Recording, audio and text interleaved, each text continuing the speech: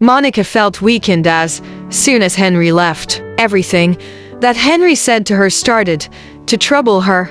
Felt like she was in the middle of doubt and confusion. She doesn't know what to believe anymore.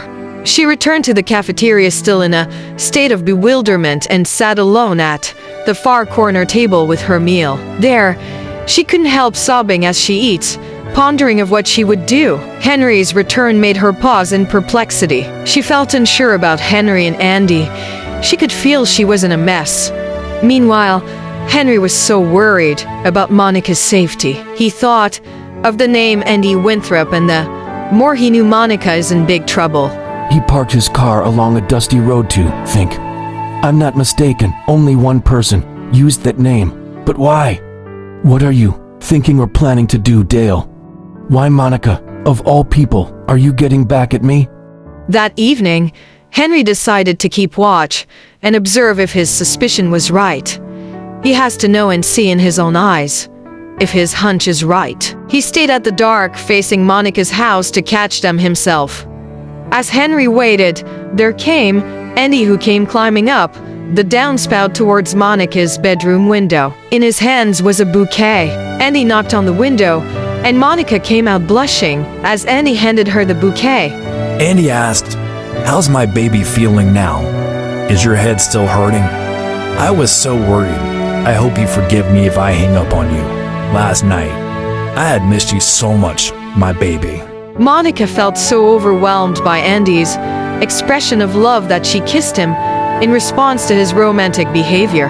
Henry was amazed by Andy's style of courtship, but in his thoughts were questions about whether Andy was truly in love with Monica, or what scheme did he have to take advantage of Monica's weakness.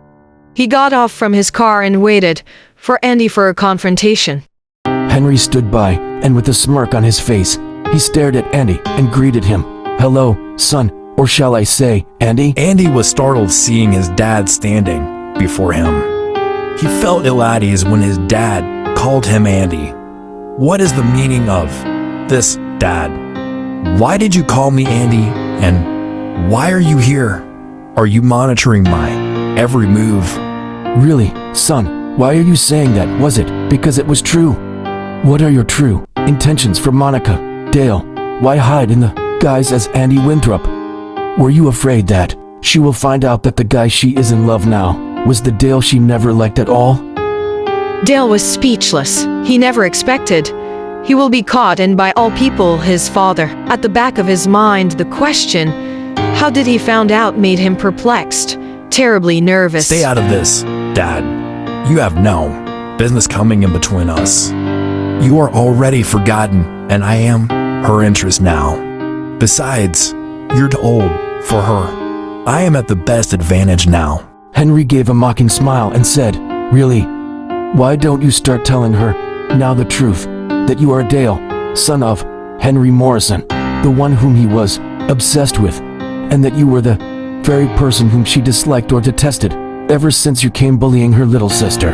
Dale was perplexed. He was like trembling in annoyance, his fist on his face, and was likely to blurt out his irritation when Henry gave out a scornful laughter. "You can't do it. Why? Because you were a dishonest, insincere person since you were young. You are a pathological liar, Dale. You are so good at undermining people around you. You are but a pushy troublemaker, that no one could ever stand you. I was amazed that your brother was the only person who was so patient with you. But look at it now, even Rainey lost his patience because you pushed him to his limits." Meanwhile, as the father and son were arguing, Ariane called up Monica that she's coming to see her.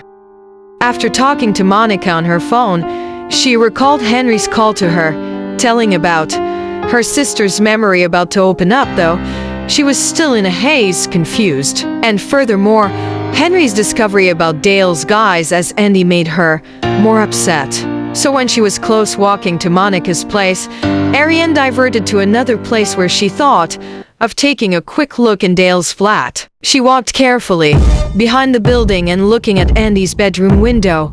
It was dark. She thought of breaking in. Ariane broke in easily through the window without being noticed. Will she come out without being caught? Part 92 is next. What do you think about this part of the series? Don't hesitate to comment, like, subscribe, and share. Thank you for your encouraging support and for watching till the end. See you in the next video.